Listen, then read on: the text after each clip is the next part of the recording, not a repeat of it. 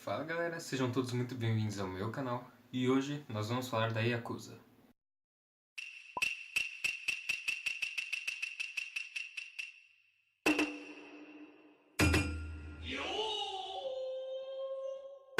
Bom, e por que eu resolvi falar sobre a Yakuza? Como aqui no meu canal eu abordo basicamente apenas temas japoneses, eu achei que era muito interessante, pois muitas pessoas têm muita curiosidade, muito interesse, até mesmo acham de certa forma romantizam a coisa toda, né? Ainda mais por causa do fator da tatuagem, tudo, então eu achei justo trazer esse tema aqui pro canal.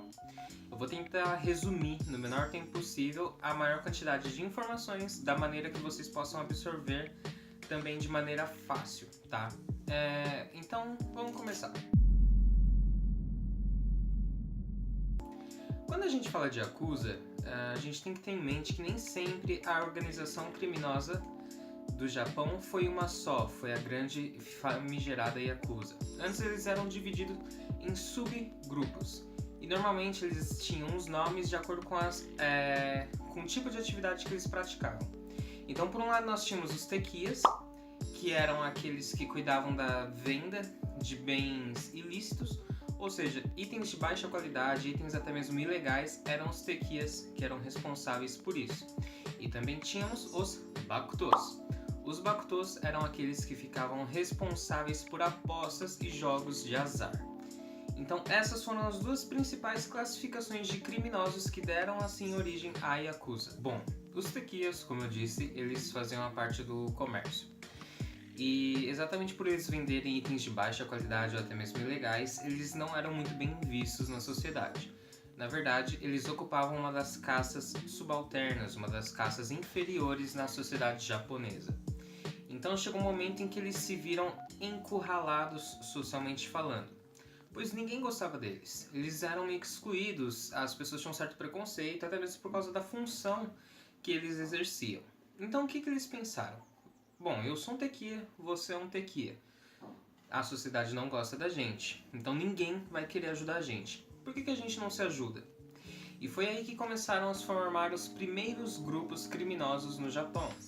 Óbvio, já existiam gangues e tais entre os colegas e amigos, mas realmente um grupo criminoso que se juntava por um bem maior, por um ideal em comum, essa foi a primeira vez em que isso aconteceu, com os tequias. E a partir disso, eles tomaram para si duas principais funções, que seriam essas: a alocação de locais para comércio e a proteção dos mesmos. Eles faziam isso o ano inteiro, a qualquer momento que a pessoa quisesse e tivesse uma oportunidade, eles iriam fazer a locação do lugar. Porém, um dos principais eventos em que eles tinham um lucro eram nos festivais shintoístas.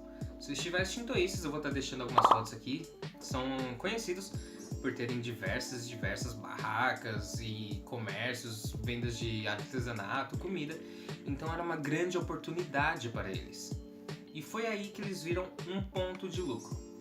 Então o que eles faziam? Você é alguém que quer ter uma barraca no festival, no Matsuri, que vai ter agora no próximo mês. Eu alugo para você a barraca. Tal ponto, fica perto de não sei onde, é um bom ponto, você vai ter um bom lucro. Vou cobrar um preço X. Poderia parar por aí? Poderia. Mas eu quero uma renda extra. Então eu vou cobrar de você a proteção. Eu vou te dar a barraca e você trabalha lá. Você não precisa alugar minha proteção, mas também ninguém vai garantir o bem-estar dela, ninguém vai garantir que você não seja roubado, nada do gênero. Mas caso você queira, eu tô aqui, eu posso fazer essa proteção. Eu simplesmente cobro um adicional nesse preço. E eram assim que eles conseguiam a sua renda, a sua maior renda, né, digamos, fazendo essa proteção. Pois eles tinham, como se fosse uma renda extra. O serviço de locação já estava feito, porém o de proteção era um extra, para eles ganharem um pouquinho mais em cima disso. E essa função deles foi tão importante, digamos assim, comercialmente falando, que o governo viu algo ali, viu um certo potencial. E falou para eles, nós vamos reconhecer a sua função. Nós agora reconhecemos vocês, tequias, que até então eram subalternos na sociedade, nós, o governo, estamos reconhecendo vocês.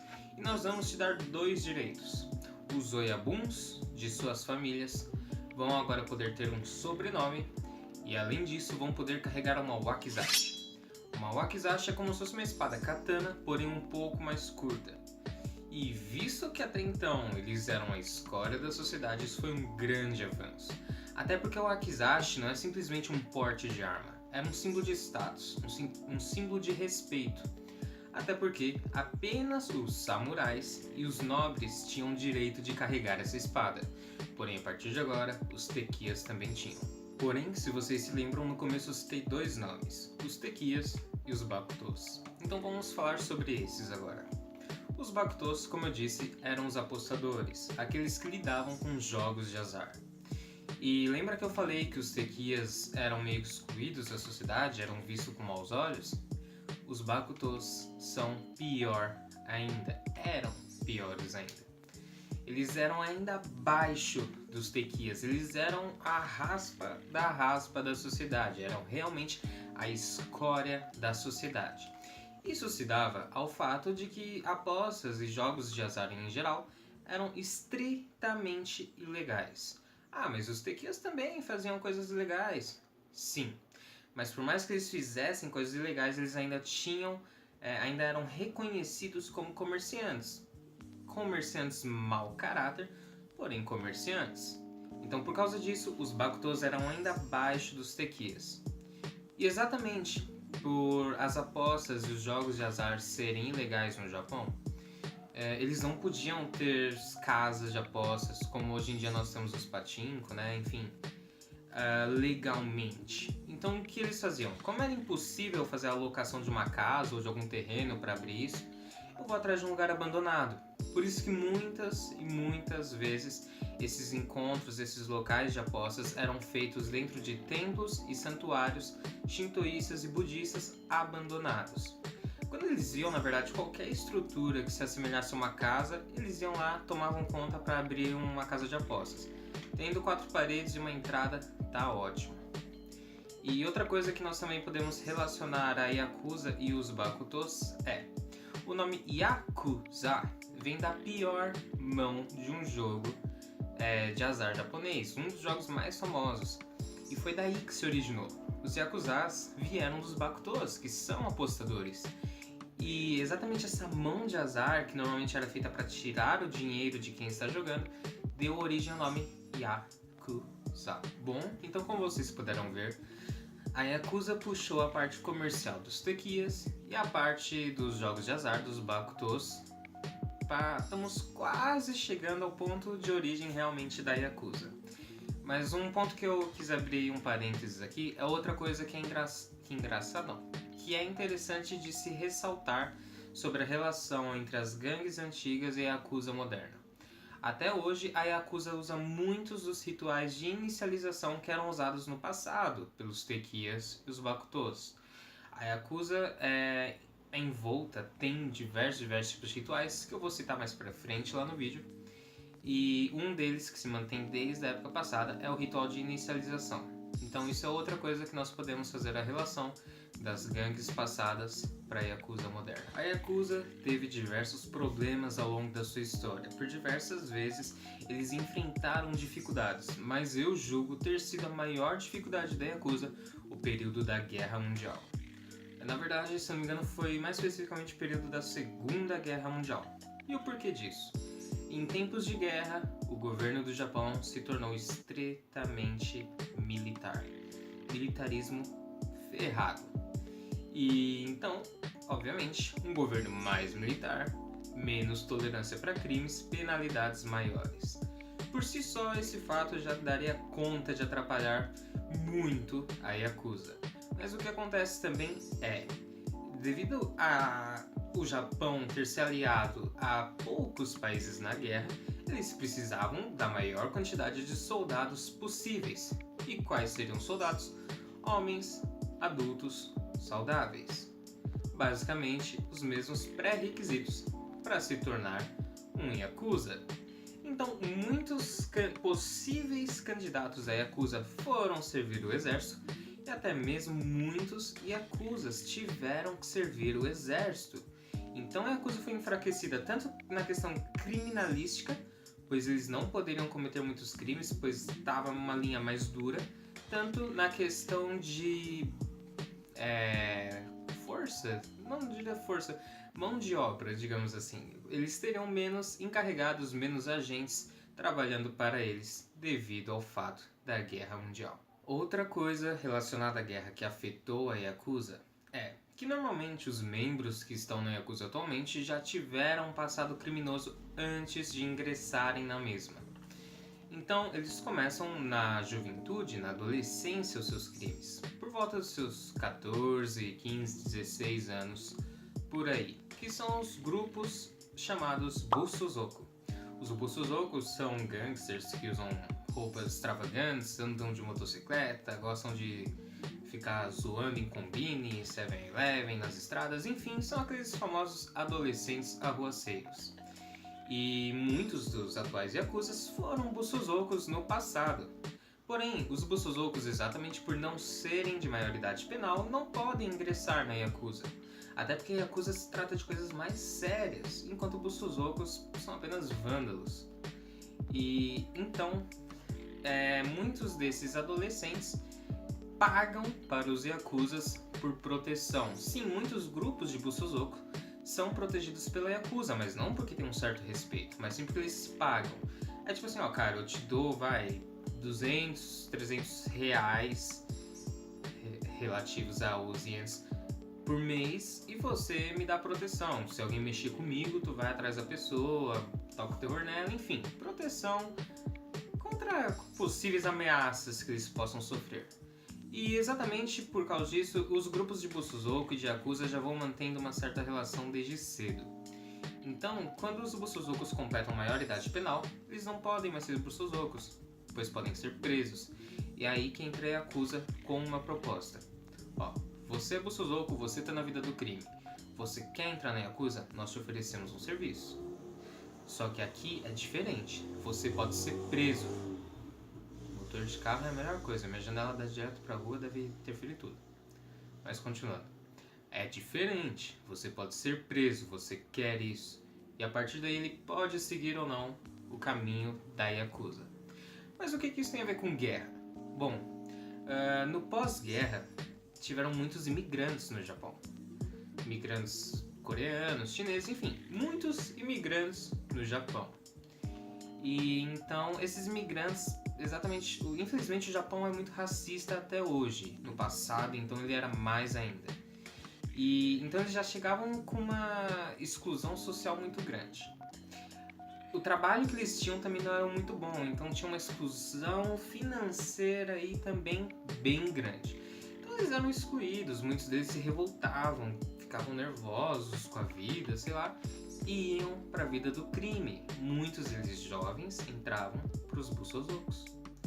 Então essa é a relação do pós-guerra com os Bussozokus, que por si se relaciona com a Yakuza.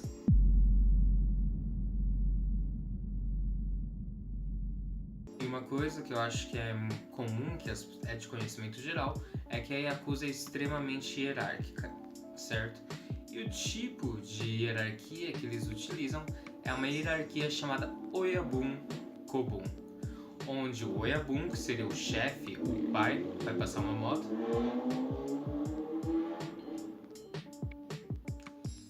O Oyabun, que seria o chefe, ou o pai, vai ter comando sobre o Kobun, que seria o subordinado ou filho, depende da nomenclatura que você quiser utilizar. O filho basicamente deve quebrar laços de relações com seu pai biológico e passar a considerar o seu Oyabun o seu pai. Mas como que é selado isso? Lembra que eu falei do ritual de inicialização? Exatamente. É um ritual chamado Ritual do Sake de um copo só. Mas apesar desse ritual ser extremamente comum e extremamente usado pela Yakuza, não é exclusivo deles. Na verdade, muitos casamentos shintoístas utilizam do mesmo ritual. A maioria dos membros da Yakuza são homens, certo? Pelo aquele método que eu falei, Oyabun, Kobun, enfim, são homens. A maioria é homem. Porém, não é impossível de uma mulher entrar na Yakuza, é apenas raro. Existiram sim algumas mulheres na Yakuza. Normalmente, para ela entrar na Yakuza, ela tem uma relação com um membro da Yakuza, e aí por ela ser mulher dele, acaba que ela é envolvida também. Mas eu vou citar uma aqui, chamada Fumikyo. A Fumikyo, eu tô falando dela aqui porque ela foi líder, por um pequeno espaço de tempo, da família Yamaguchi-gumi. A família Yamaguchi-gumi é a família mais poderosa da Yakuza. E, se eu não me engano, foi o terceiro chefe que essa família teve, o terceiro Oyabun dessa família, que tinha a Fumikyo como sua cônjuge, e ele veio a falecer. Então, nesse período de que ele faleceu até acharem um substituto para ele, foi a Fumikyo que ficou no líder da família. Então tudo bem, foi pouco tempo, deve ter sido 3 meses, menos ou um pouco mais, mas nessa faixa de 3 meses. Mas cara, para uma mulher ser líder da facção criminosa mais top do Japão, da família mais poderosa dessa facção, é digno de nota, e é por isso que eu tô abrindo esse parênteses aqui. Bom, então como eu falei, a Yakuza é extremamente hierárquica. Porém, como pode uma facção tão grande que tem controle do país inteiro, até mesmo ligações internacionais, manter uma hierarquia tão forte, tão bem obedecida, digamos? Como é que eles fazem para evitar certos golpes, certas revoltas? Simples, é um sistema de replicação que forma uma pirâmide. Eu vou tentar explicar para vocês porque é um pouco confuso.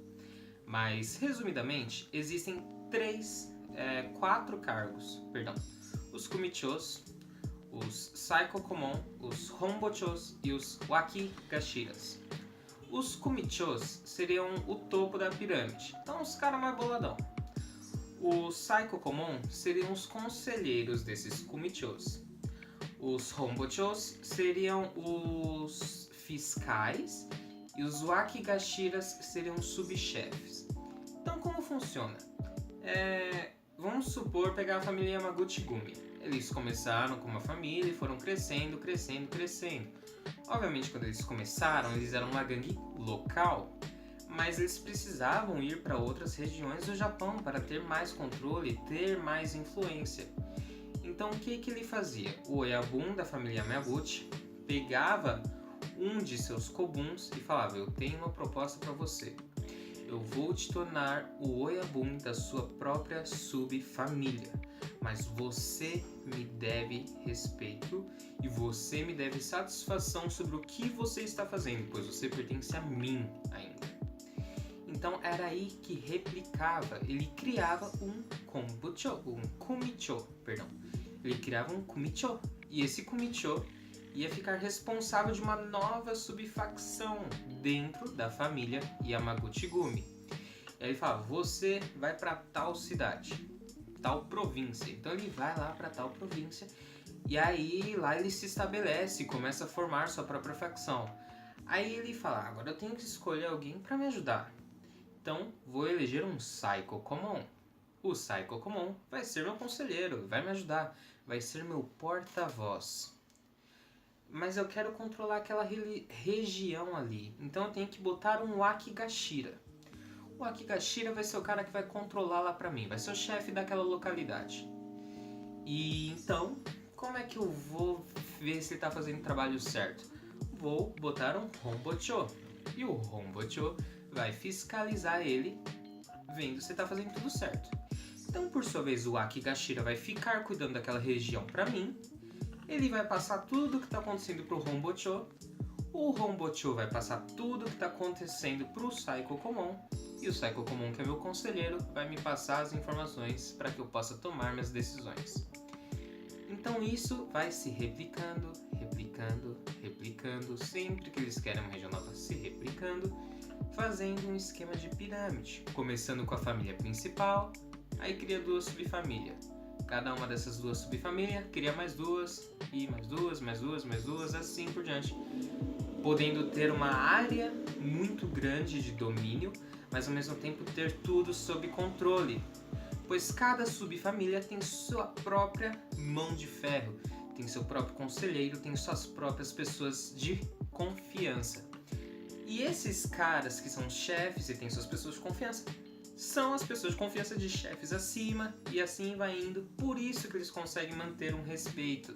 Por isso que eles conseguem ter uma hierarquia tão boa e tão forte, tão respeitada, mesmo sendo tão grandes. Foi um esquema muito inteligente. Você dar a um subordinado seu a oportunidade de se tornar um chefe de família, ele vai se sentir importante, ele vai sentir que ele está crescendo, é uma puta vantagem para ele. Mas ao mesmo tempo, isso vai te possibilitar ter muito mais controle de uma área longe da sua. Então vai ficar muito mais fácil de você administrar aquele local.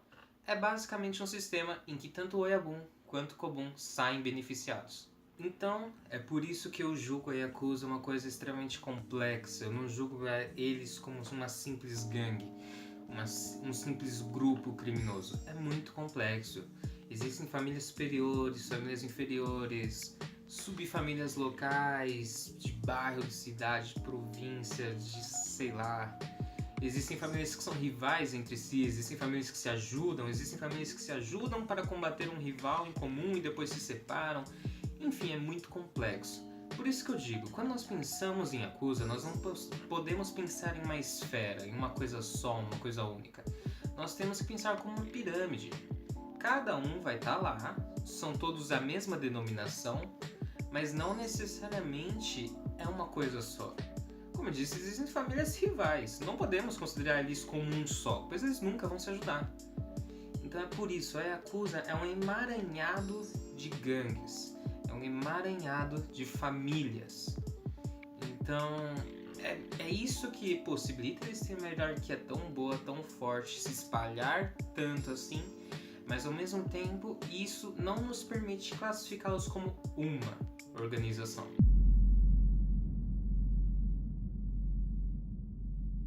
Lembra que eu disse que a Yakuza é repleta e repleta de rituais? Eu vou falar agora dos que creio eu que sejam os mais famosos. E vou começar pelo Yubitsumi. Eu lembro até hoje que tem a mãe de um amigo meu, que uma vez um amigo meu falou assim pra mãe dele: ah, ele é Yakuza. Ela falou: meu Deus, ele é daqueles caras que corta o dedo? E foi nessa hora que eu me toquei: porra, os brasileiros realmente tá ligado dessa tradição, desse ritual da Yakuza, que é o Yubitsumi.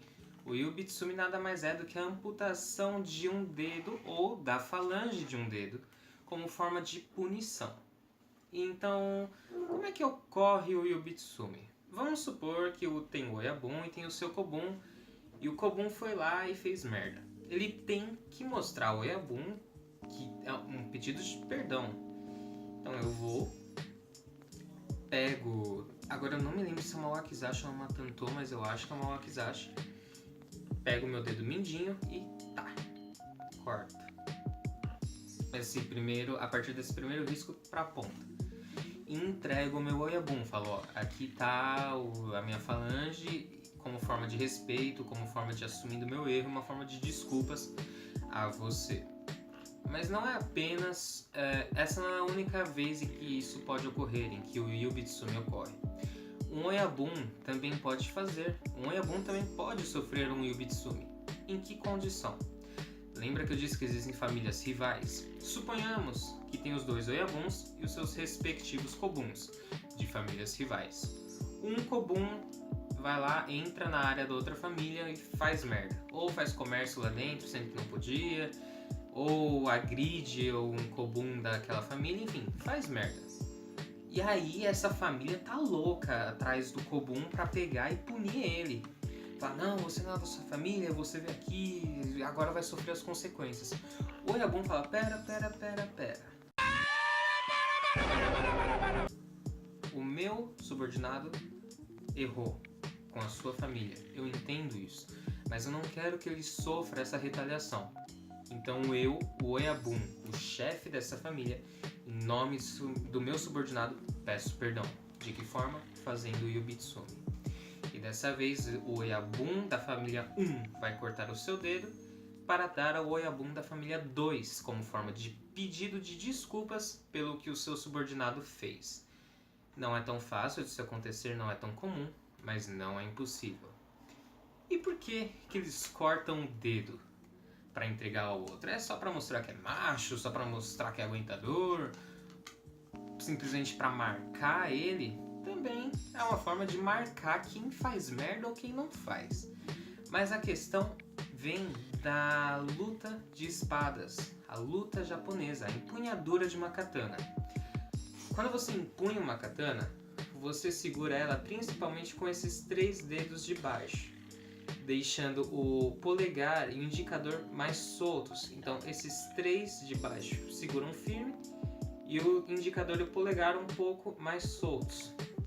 Então o que acontece? Se eu cortar essa falange do mindinho, eu vou perder um ponto de equilíbrio. Eu vou perder um dos pontos que seguram e empunham uma espada. Isso seria relacionado. Seria relacionado à perca de poder, à perca de honraria de um guerreiro. Então é por isso que o Yubitsumi é feito. Também serve para marcar quem cometeu infração e quem não, mas é muito mais uma questão simbólica, uma questão de honra que vem lá dos tempos dos samurais e permanece até hoje.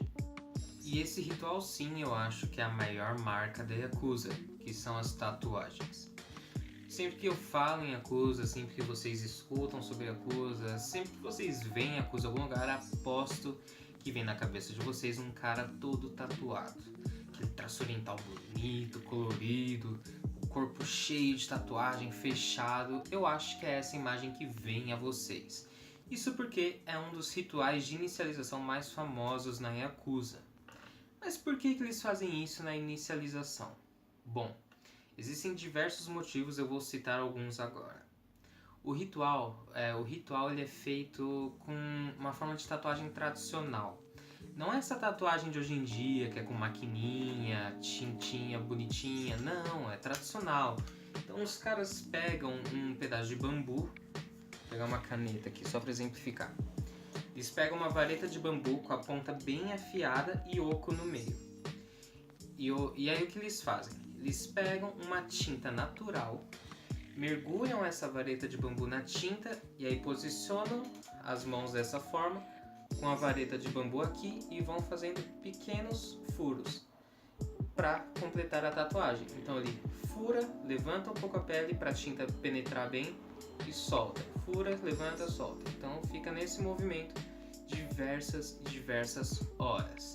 Então você imagina, se para você fechar o seu braço com uma maquininha moderna de tatuagem já demora, imagina esse processo que é com uma vareta de bambu, ponto por ponto ali, demora, dói muito mais, que uma madeira é relativamente mais grosso que uma agulha, então dói muito mais, até porque é uma penetração mais lenta, porque está sendo feita manualmente, não é um motorzinho girando.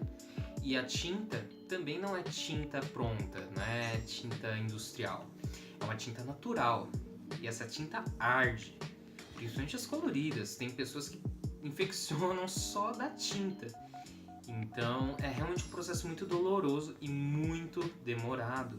Existem tatuagens que demoram meses, ano, para acabar a tatuagem no corpo do cara.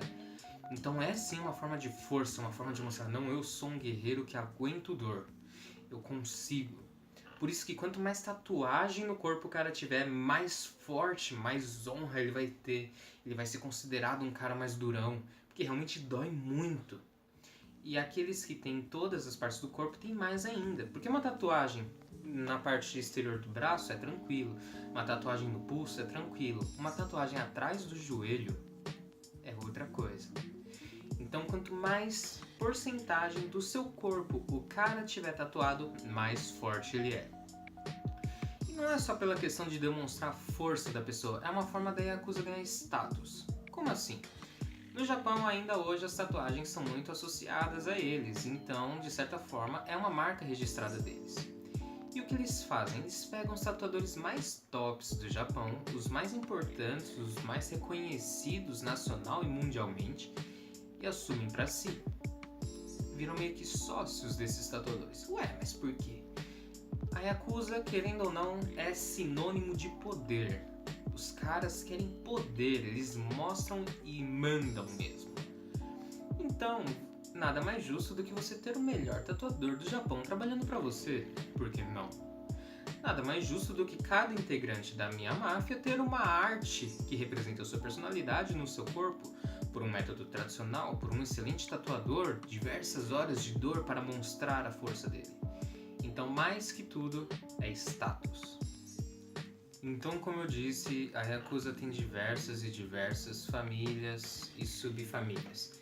E eu vou citar aqui para vocês as 3 mais poderosas. Como eu já disse anteriormente, a mais poderosa família da Yakuza são os Yamaguchi-gumis, que contam com aproximadamente 40 mil membros, pouca coisa, 40 mil membros só na família Yamaguchi-gumi, domínio sobre 750 clãs.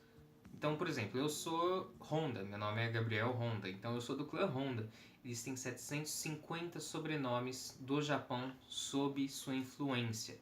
E também são donos de 250 famílias da Yakuza, se eu não me engano. Então, uma família tem 40 mil membros, tem 750 sobrenomes ao seu trabalho e 250 outras famílias da Yakuza que também devem a eles. A segunda mais forte são os Sumiyoshis. Os Sumiyoshis têm aproximadamente 10 mil membros, 170 sobrenomes, se eu não me engano. Então também é uma família gigantesca, não podemos tirar esse mérito deles. Porém, lembra que eu disse que existem famílias rivais? Pois é, as 2 famílias mais fortes da Yakuza são rivais. Os Sumiyoshis e os Yamaguchis não se dão bem.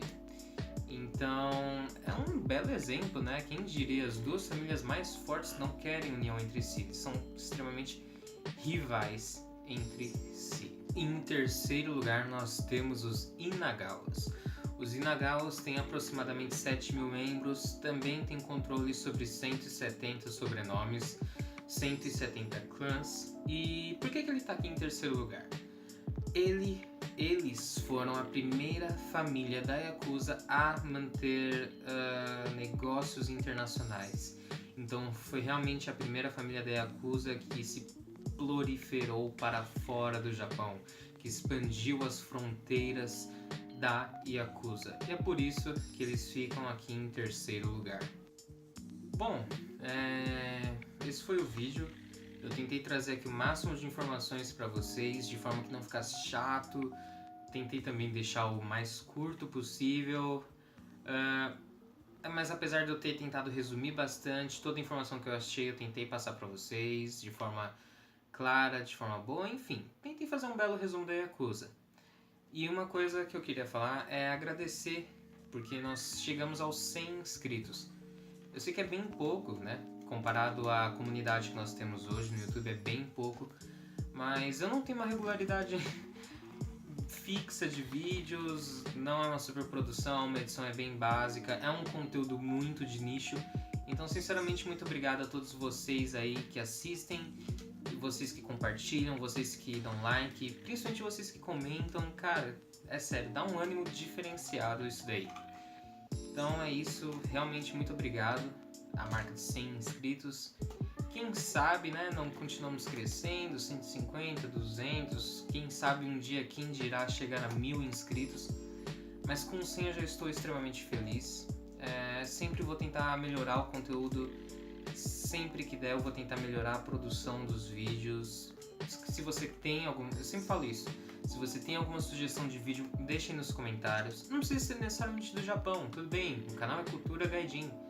Mas, cara, se você tem curiosidade sobre qualquer coisa de cultura estrangeira, pode ser cultura japonesa, coreana, chinesa, celta, africana, enfim, qualquer coisa, deixa aí, que eu vou com certeza ler sua sugestão, vou gravar e vou postar aqui, beleza? Então é isso.